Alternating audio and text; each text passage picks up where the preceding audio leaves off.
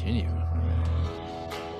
Welcome to another Playful Humans podcast. I'm your host, Mike Montague, and my guest this week is a professional musician. He's Ivan Funkboy Bodley, and we're going to talk with him about what it's like to play for a living. You can check out funkboy.net to find Ivan and his brand new book, Am I Famous Yet? A memoir of a working class rock star. Memoir of a working class rock star. Am I famous yet? Funkboy.net. He's performed with over 50 Rock and Roll Hall of Fame inductees and counting. People like Sam and Dave, Martha Reeves and the Vandellas, the Shirelles, Sting, Elvis Costello, the Temptations, and more. We'll find out all about that. Here we go.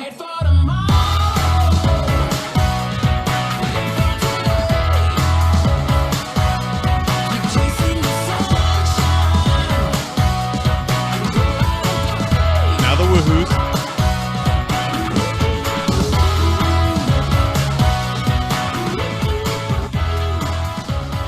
All right, Ivan, welcome to the podcast. I didn't even get through all of your credits in the intro there, so let me finish. You have performed on Broadway shows, at Obama's inaugural ball, late night shows, morning shows, have several Grammys, several platinum records, an incredible career, but you are here to talk about the new book, Am I Famous Yet?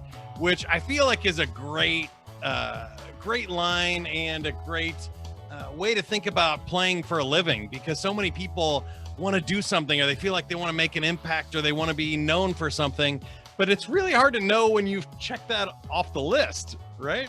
100%. You know, like, and a lot of what I explore in the book is sort of like, A, am I famous? And B, like, what is fame, and like, why would anybody want to pursue that as a career or a life choice? Because it's like, let's say, God forbid, you attain it, you know, you become rich and famous and you lose all of your privacy, you know, like, I'm not sure that that's the ultimate goal for anybody, really, but it's a fascinating thing because we all sort of like grow up kind of vaguely longing for it. And I was exploring the book sort of why, what is that? Is it sort of acceptance from your peers? You know, is it acceptance from your family? What is it? You know?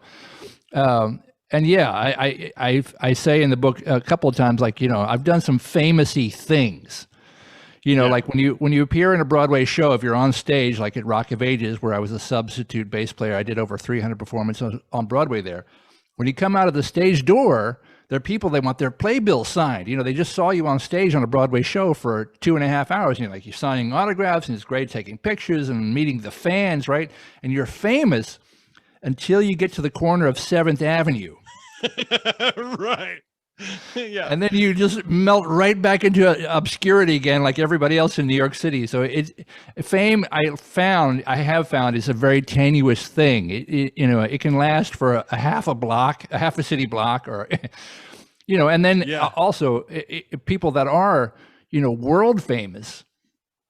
Like the example I used in my book was like Janet Jackson, for instance. You know, she sold at her peak, you know, maybe 10 million copies of each of her records. But in the United States alone, that implies that there are another 280 million people who don't know who she is and don't care. Right. You know, do my parents know who Janet Jackson is? Probably not. You know what I mean? So it's like fame is a very relative thing. Yeah, it's so crazy. And I realized that we always start with the joke of the week, and we didn't do the joke of the week, so I better get that in here. We've done something like this 50 times in a row. We don't want to break our streak. So the joke of the week is brought to you by the rotation of the Earth. It really makes my day. Try the rotation of the Earth today. What did the drummer call his twin daughters, Ivan? Oh, man. I'm supposed to know this because I know all the muso jokes. I don't know. Tell me. Anna 1, Anna 2. Hey, yo, hey. Do you have a favorite joke? I have one that I quote all the time, and I quoted it in the book too. It was sort of like there's a guy, and his job is to walk behind the elephants in the circus and clean up the poop. So he's constantly with the pooper scooper, and, you know, it's massive amounts of dung that he must collect every day. And it's sort of like he complains about it, and his life is miserable, and he's just picking up elephant poop every day. And finally, somebody says to him, you know, if you hate it so much, why don't you stop doing it? He said, what? And quit show business? Right. That's what a lot of working performers feel like. And that brings us right back to our topic, because I have done some similar things, not anywhere on your scale, but in local music and radio and stuff where, yeah, if I'm doing a show or a broadcast outside of the Arrowhead Stadium for the Chiefs, people think that's interesting and that's famous. But as soon as that stops doing that, I can walk away. And especially in radio, I feel like people don't know what you look like. So you Not can at all. be famous and walk down the street. And I feel like as a bass guitarist, there's a little bit of that too, right? Like people There's have a to lot of really that. get into. You have a multi-platinum records, which I was going to ask you about. Like you played on Michael Jackson's record and the Weird Al parody. Did I see that right? Almost. Here, let me set the record straight a little bit. Yeah. I started out in the music business working as a publicist for Epic Records. So I have platinum record awards from Weird Al, from Joan Jett, from Michael Jackson, Living Color, and none of those records did I play on. Not one of them. Oh, okay. Not one of them. That's But interesting, huh? Right? But I worked on all their publicity campaigns. I got them up on my wall now. I'm looking at them right now. And then you said I had a couple of Grammys too. I have a couple of Grammy nominations on records that I played on. You know what I mean? Like it's all a collection of bowling trophies. And yeah, right. Trying to think of anything that I've personally played on. I don't think anything's gone gold or platinum yet. But, you know, I ask myself every day, am I famous yet? I don't know. Maybe. But when you're playing on one of those records for like Elvis Costello, people know Elvis Costello, but they don't really know who's playing bass on that record. That's largely true. I mean, Elvis, I've only played with live. I've never recorded with him, but he had a rather famous, band. It was Elvis Costello and the Attractions when he first started out. So Bruce Thomas and Pete Thomas were the bass player and drummer. So yeah, I do know them.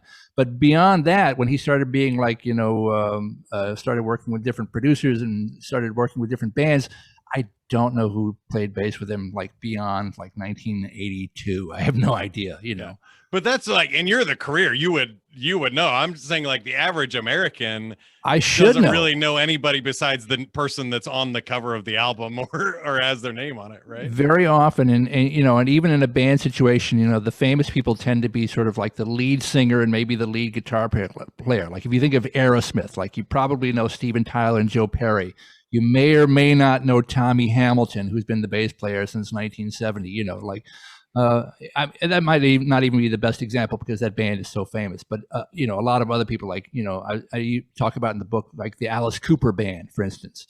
Like the original bass player is Dennis Dunaway, and you might or might not know Dennis if you're a true hardcore Alice Cooper fan. But since the 80s, who's played bass with Alice Cooper? Couldn't tell you, don't know. And I'm in the business, and I should know, and I don't. Yeah. So what I was going to ask you is, I think it was Mark Cuban, but I might have who said it wrong. But the quote was, if you want to be rich and famous, try rich first and then famous. Because famous and not being rich is a really bad It's a problem. It's a problem. And also, because of the way media is today and YouTube and all that kind of stuff, it's much easier to get famous without getting the rich thing. And that can be a problem. Yeah. So I'm wondering how you think about it now and talk about it in the book. Is there something that is a level for you that was like, I checked this box, like I did it? Obviously you love playing music and you're playing for a living. So my thing has always been, as long as I get to keep doing it, that's good enough for me. Anything else that comes along with that is great. But what's your benchmark for success then? Well, it's interesting. That's sort of like a moving target because I've been doing it a long time now. I haven't had a day job, quote unquote, since 1995. So I've been paying all of my rent and my mortgage now, just strictly with music income since then. So to me, that's a very real practical success that you can sort of like, quantify. Like, I pay my rent playing music, and that's something that feels very successful. And then at other times, like I said, you get near sort of like famous-y stuff, like when you do the inaugural ball for Obama, and I was working with Sam Moore from Sam and Dave with his band, and Sam's special guests for the night were Elvis Costello and Sting, right? These are, the guys that I'm backing up. And the first time I ever played in a high school talent show ever in my life, I played Message in a Bottle and Roxanne. And suddenly, like, I'm on stage 27 years later playing Message in a Bottle with Sting. And that to me was like a childhood, dream come true sort of thing. So that had to feel successful in a way. But again, like, in terms of like having name recognition, just sort of like generally walking through an airport or something, I get stopped, but it's always because people think I'm somebody else. Who do you get the most? Oh man, it ranges, and because I've got a lot of long curly hair, and I've kind of got like sort of a long face, so like people think I'm Weird Al or Gene Simmons or Kenny G or Jay Leno or a range of people. Hair.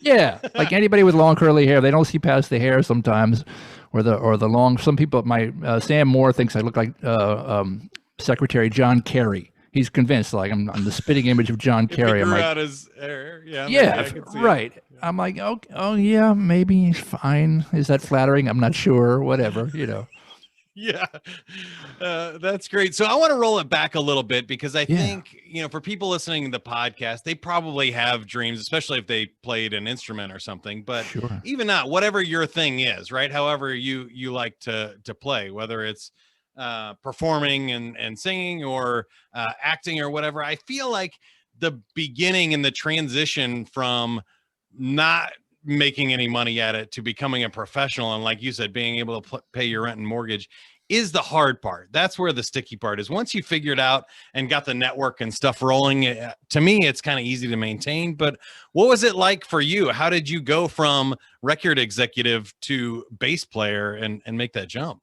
Right. That was a tough one. That's a big transition, because when you're, record executive, you're dealing with the top level platinum talent, and you're rubbing elbows with all these people, and you sort of feel like, oh, I'm one of them. I'm rubbing elbows with all the famous people, and you are, but you're a business person. Like I was doing publicity work, like getting people in the magazines, getting them on the talk shows, that kind of thing. But, I wasn't in any of their bands. I wasn't playing with any of them. So, I had to I kind of hit a wall, and I say this with people, I've heard other people say this, but I maintain it and I repeat it a lot. I said, if you want to be in the performing arts as a career, if you can do anything else besides performing arts, do that, because it's a really tough road to hoe to get in. Like, you really have to sort of feel like you have no other options in life. And I kind of felt like that. The working for the record company was working for a marketing firm. They could have been selling shoes or soap. It didn't matter. And they were very good at it. It was like you're selling recorded product kind of thing. But, I longed to sort of be part of the creative process. And I'd been playing already and doing some independent study and that kind of thing. So I really had to quit, sort of, take a leap of faith. And then I went to play. I went to England for about a year and a half. I had a girlfriend who allowed me to sort of have a place to land when I got there. And I just played music for like a year and a half. And then I sort of said, all right, okay, if I'm going to really do this as a career, what I need to do is fill in my gaps in my musical education, because I really had none. I'd only been sort of self-studied and private study with a few people. So then I came back and went to music school, got a music degree, and figured now I possibly have the tools to kind of make this go as a professional thing. How old were you at that time? That was, I'd already been out of college. The record company job was my first job out of college. I mean, that was like, I was a baby, a kid, with a corporate Amex card going, hi, I'm the new guy, And I did that for 3 years and then dropped out, was in England for about a year and a half. So I think I was probably 26 when I went to Berklee College of Music. And I was kind of in a hurry because I knew what I wanted to do. I said, I want to be a performing artist. So I really rushed through that program as fast as I could. And I managed to graduate in 18 months. So yeah, I was about 27. I was like a continuing education student. And then, then I moved to New York, and then you start temping. I was a temp secretary for 3 years before I could really make the balance shift to where the income was all from the music thing. And there's another thing while we're on this topic that I tell a lot of people too. I said, it's great if you can make a living as a performing artist, but if that doesn't necessarily have to be your primary focus. And sometimes it's better if it's not, because when it becomes your vocation and you need to play bass just to keep the lights on, you're going to end up taking some jobs that you don't necessarily love just because it's work, So sometimes it's better to be like, a professional hobbyist. You'll enjoy it more if you're playing with your friends and doing the stuff that you really want to do. So I caution people to think that they need to absolutely make it be their primary source of income. That's not necessarily true. Yeah, I love that. I think one of my favorite authors, Seth Godin, describes it as like 3. It can be a hobby and nobody can see it. Like you can just play music and play the bass in your basement and enjoy doing it. Yeah, and that can just be it. Then you can have kind of the mix where it's like a fun kind of part-time gig. You play in bands on the weekends, but you have your day job. And that's a great existence. You 100%. pay your bills and you still get to enjoy it. And then you have like the full-time vocation where this is your job and how you pay your bills. And I'm interested to hear what you say here, because I think you're right. That's where the danger of the thing you love so much becomes a job, and you have to do gigs that you don't like. And you're like, now I don't enjoy any of it because I'm having to do it for other people and for other reasons than the enjoyment of the music. How do you balance the fun versus the work part of it? Well, I mean, I've always, my whole family work ethic is always like, work hard, work hard. And so I kind of grew up, always thinking like, you got to have a job doing something. That's, whatever it is. And for me, I guess, it's a lucky thing. Like I really like playing bass.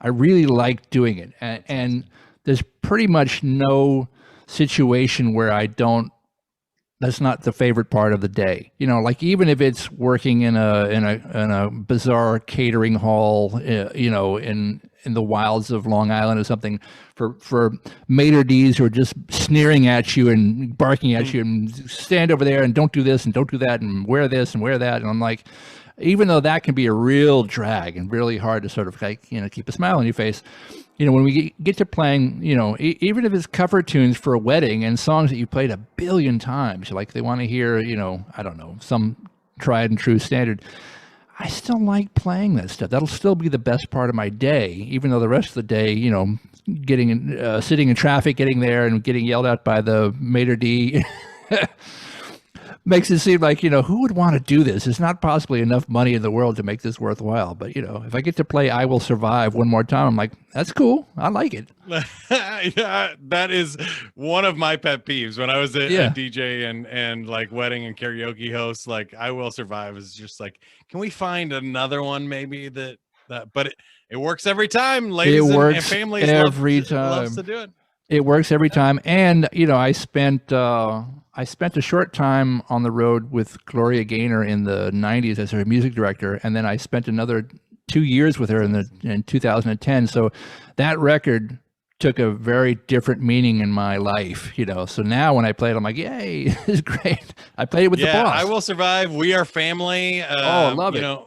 Michael Jackson, we already mentioned, like Billie Jean. Those work every single time. Every time.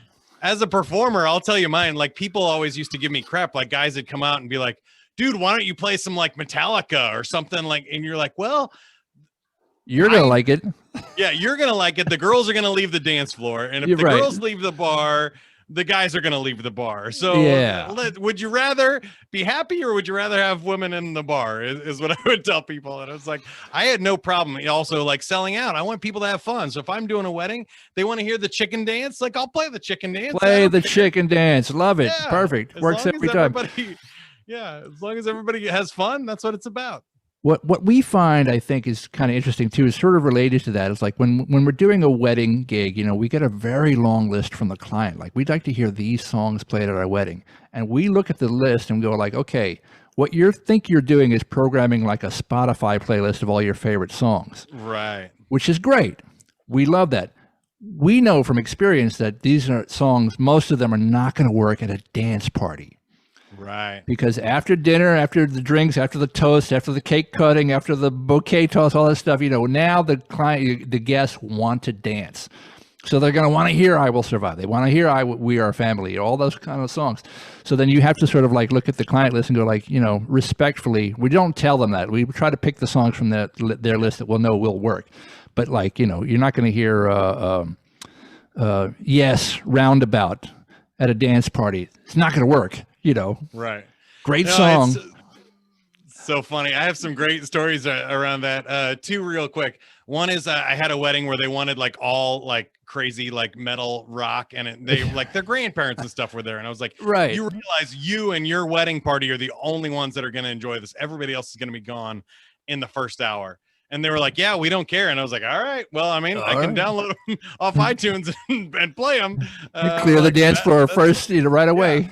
Yeah. And it was by far the worst one. They just sat there at the table, drank, and played cards, and that was their wedding reception. My other advice for everybody is get all that stuff you mentioned out of the way fast. So this is free wedding advice. If you're planning a wedding, get all the cake cutting, toasts, everything out of the way as soon as you can, as soon as people sit down with their plates, and then enjoy the party the rest of the night and just let it be what it is and let the professionals. I had one up in Connecticut, and they said, the only request they said was don't play any disco. And I'm like, oh boy, that's going to hurt. That takes out about half of our playlist, So I'm leading this wedding is with a pickup band, and I'm doing rock covers and I'm doing pop covers, and it's going okay. They're not really dancing that much. And about halfway through, the groom comes up to the stage and says, "Hey man, do you know any disco?" I was like, "Oh, here we go." Like even he acquiesced at the point. This is the guy who said, "Don't play any disco." I'm like, It's happened so many times to me where people were like, "We're not doing the chicken dance or the electric slide. I don't care what it is. I'm the bride. It's my day. I'm not doing it." Yeah. Halfway through, they're like, "Look, all the kids want to do the chicken dance. They want to do it. Can you play it?" I was like, "All right, I'm happy to." I love Absolutely. It. It's so funny. Make the people happy. I wanted to go back and ask you a little bit about performing as a career, because I think a lot of people that haven't done it also don't realize that you pretty much get fired after every gig, because that album's recorded, that event is over, and you have to go, find the next thing. How have you been able to string those together, or how do you deal with that part of uncertainty in the business? It's not big on job security,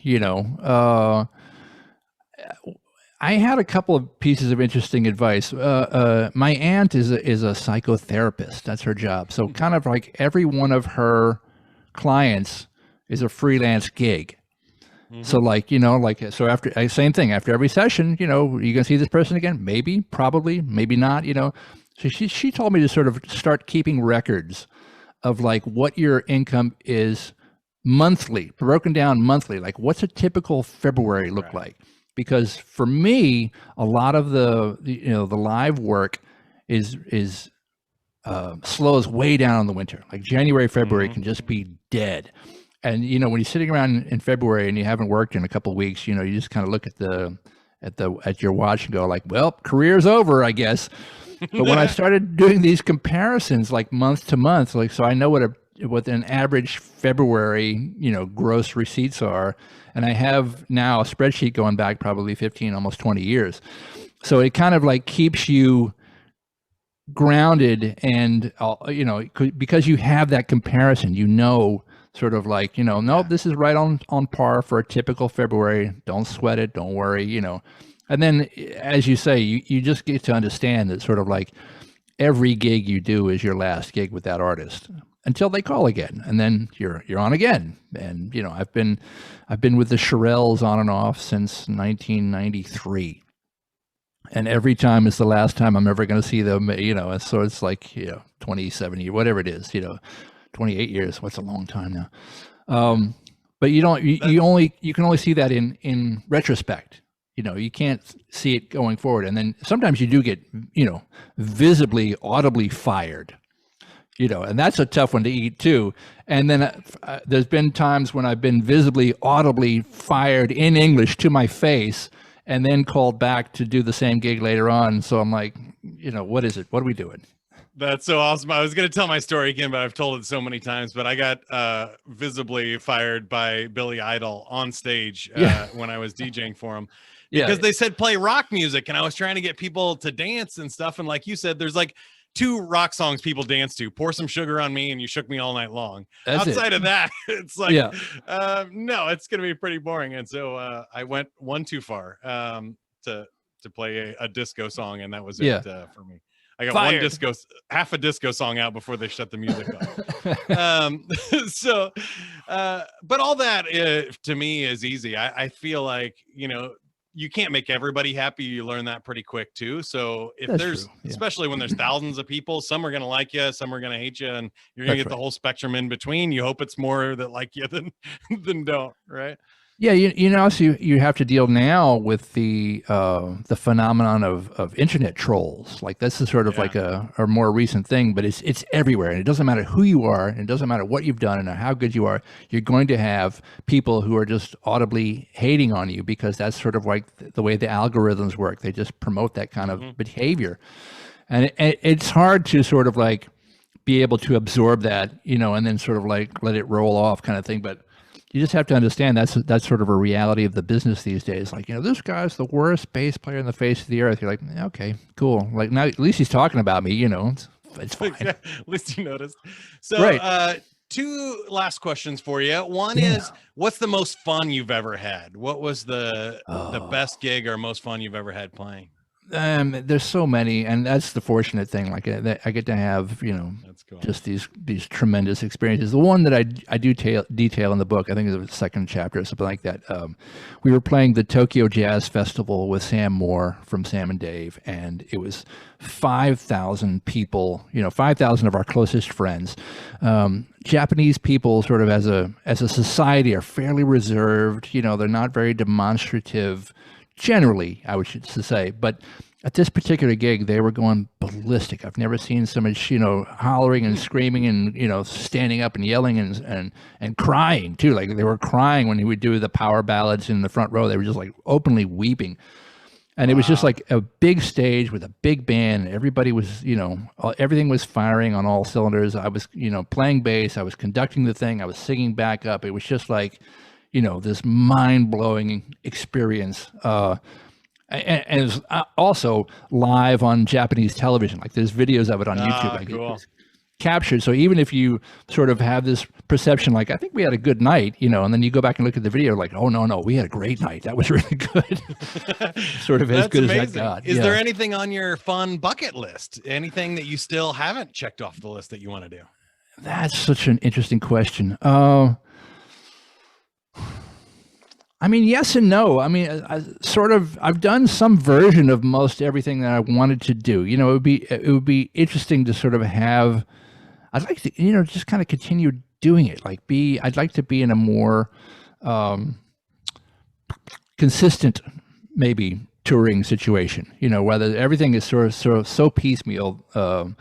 It's a week here, it's a week there, and then there's all the freelance stuff, and you're back to playing the weddings, funerals, and bar mitzvahs in between, which is fine. I love to do that, but I wouldn't mind sort of having a regular, doing an arena tour with trucks and buses and just having that experience for a summer or whatever it is, and I don't even have an artist in mind that I'd like to do it with. I'd just like to work at the highest level I possibly can for as long as I possibly can. Awesome. I love that. I think that's a great goal too. Is there any stadium or venue though? That's one I was going to ask you. Anything that you're like, oh man, I would love to play X? I haven't done the main room at Madison Square Garden yet. I've done the theater underneath the 5,000 seater, the baby room. So I have played the Garden, and I also played a garlic festival that was in one of the convention halls inside the Garden underneath. So I played the Garden twice actually, but that's so awesome. Yeah, I'd love to do the main room, but no, I did the Carnegie Hall a couple of times, and that was sort of one of those bucket list rooms. Like when you walk in there, I'm like, wow, this is Carnegie Hall. And then you do it, and then you're unemployed the next day again, so. Right, exactly. That's cool. All right. Do you want to play or do you want to walk away? We like to end with a game here. Oh, no, we're playing. It's all about playing. All right. I'm going to spin the wheel weird and see which game you get. There's 10 games on here we could get. You got... Survey says is pretty easy. I have 3 questions for you here. If you get 2 out of 3 on the card, we'll consider that a win, and we'll give you a free 30-second commercial for the book. Wow. Name a kind of place where people pretend to be paying attention. Classroom. Classroom is on your number one answer. School. Nice. 51 points. All right. Based on how much you use it, what would you consider the greatest invention ever? Isn't everybody think their cell phone is the most the greatest number thing one ever? answer. You're two number for one. two. We don't even need the third one, but Let's do it. Do it anyway. I was thinking you were gonna say like the electric bass, but then that wouldn't be what other people would say on the right. circuit. No, that's a niche market of which I am, a direct subscriber. And here's a fun one, just for fun. During a power failure, name something you can still turn on. Well, your partner, hopefully, right? Hey-oh, it's on Hey. there. That's the number 4 answer. Water, radio, and flashlight above that. But nicely done. 3 for 3. Right Any asks or gives of our audience? Tell us, again, we can find the book at funkboy.net. It's Am I Famous Yet? A memoir of a working class rock star. Yes, I can get you an autographed copy of the paperback at my website, and there are links there to take you to Amazon. You can get it in Kindle, you can get it in hardback, you can get it in paperback, but whatever you like. If you check out the book, it's actually being, shockingly to me, very well received. People actually like it. And friends of mine who are writers, I've sold a ton of copies now, and I'm enjoying adding published author to my list of very bizarre, very, disparate credits in my professional life. So I'd love it. So people awesome. Check it out. Congratulations on it, for sure. Thank you, man. Again, that's Ivan Bodley. Find him at funkboy.net and the book there, as well as Amazon. And if you'd like to find Playful Humans, go to playfulhumans.com. There's a quiz you can take, personality quiz, as well as a community you can join of other playful humans like us, trying to collaborate and encourage each other to have more fun and play in our lives. Subscribe to this podcast, iTunes, Google Play, and Spotify. Give us a nice thumbs up. Suggest future guests or ask us any questions there as well. I'm Mike Montague. If you can't be good at it. That's what I always say. Now go play. Don't wait for tomorrow. Live for today. Keep on chasing the sunshine and go out and play. Go play, everybody.